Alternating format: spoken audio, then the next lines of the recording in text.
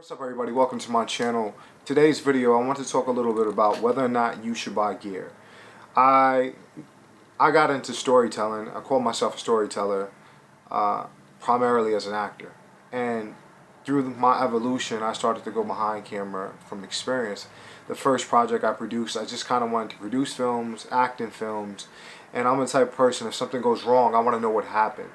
And one of the first short films I produced, the color was off. You know, there was a lot of jittery movement, motion, and I just knew it wasn't what I seen on TV. I didn't expect, I was shooting at a way micro budget, so I didn't expect it to look spot on, but I knew there were certain things that could be controlled, you know. It was like the beginning of the DSLR evolution, the 5D Mark II, and we shot, I believe, on a T2i and a 7D, and I was just like, I've seen great footage on a 7D, why is my footage for my short film not looking like that? So after we shot, I was unhappy with the footage, and I'm the type of person, if I'm unhappy, I need to know what went wrong. Upon doing my own research and starting to dive into what makes up a camera shooting at 24 frames per second, your shutter speed should be double that, you know, normally 48. A shutter speed of 48, most DSLR, especially at the time, couldn't do 48, so you have your shutter speed at 50. And I'm really good at numbers in terms of remembering numbers, and I remember when we were shooting my short film, the DP was shooting at like, he was shooting wide open at a 2.8. Then he had the shutter at like, shutter speed of like 200, 24 frames per second. And if that'd be a separate video. If you want to know a little bit more about the exposure triangle, we can go into that in a separate video. Comment down below. But generally, there's an exposure triangle which helps you get the best image. So basically, the three things that make up your exposure is your ISO, your shutter speed, and your aperture. Aperture, eye, iris. Think of it, if you close your eye, you let less light in. So that DP was letting in less light, but shooting wide open and bumping up the ISO. The higher the ISO is, the more grainy your image was. So when I started to learn, I started to understand that he was unnecessarily shooting at a higher shutter speed on a tripod, bumping up the ISO, producing an image that wasn't as clean. And that's the reason why I say, even if you just want to be a director or a writer, if you're starting out in the independent world, I think it's important for you to learn multiple things and owning your own gear. And I'm not telling you to go out and buy the most expensive camera equipment. Like, part of my evolution as a storyteller, I started to freelance as a videographer. And something like this I purchased because of the fact that, you know, I get hired for corporate shoots and shooting cinema films, and this has more of a professional setup versus the EOS R that I'm shooting on right now. This has the monitor, this has the built-in XLR inputs, and I could have shot this video right here on this camera, but for the purpose of this video, I wanted to show on my smaller camera package, I can still produce quality video, quality sound, and everything that I'm shooting with. If you really want to know, check the description box of this video. I'll put links to all my gear and all my equipment. But as I was saying, I wanted to shoot down with my more micro budget camera setup. When I got into filmmaking, you know, people were shooting on T2Is. Like, the first digital camera that was really popular was the Red camera, which was like $50,000. Right now, you probably get a used Red camera for maybe like $1,000. You know, let me not stray off the topic.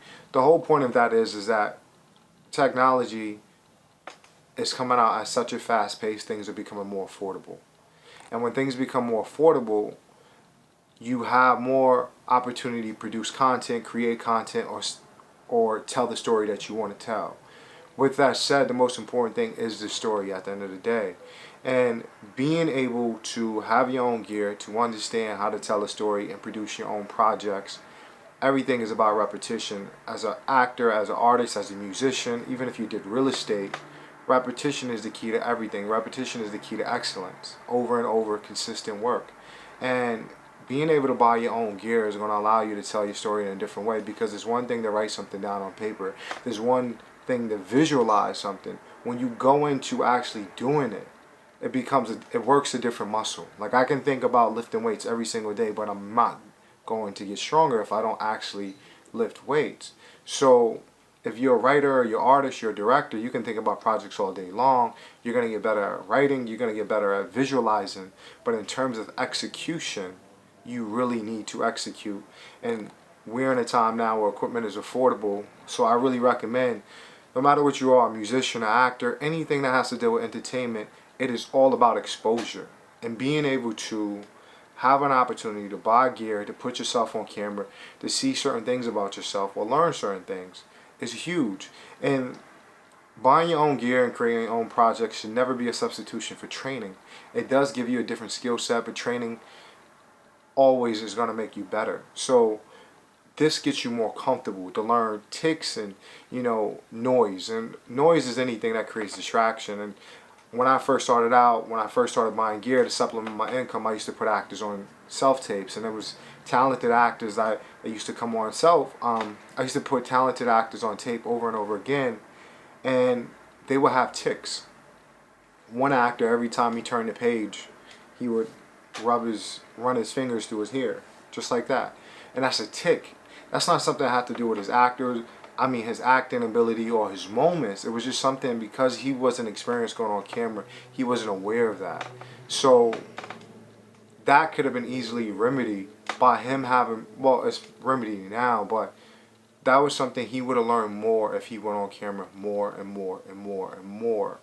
And once again, repetition, leading back to repetition. So I think whether you're in entertainment or any form of marketing, I think it's important to buy some gear now. It doesn't have to be the EOS R I have. It doesn't have to be the cinema camera I have. You can use a cell phone. But going on camera, getting repetition, understanding marketing, I think we're in an interesting time where everything is kind of blending. We are becoming hybrids of everything.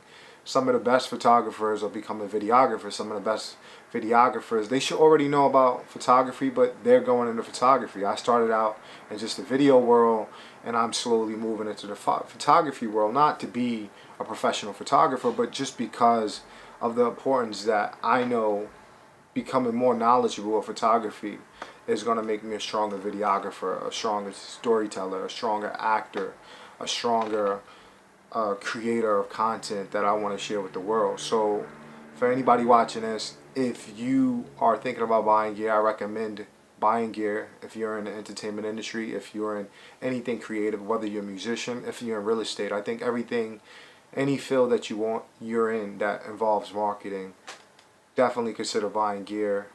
And with that said, you do not have to buy the most expensive gear. There's tons of videos online, people telling you about budget packages. You can comment down below, ask me some questions if you want to think about some gear to buy.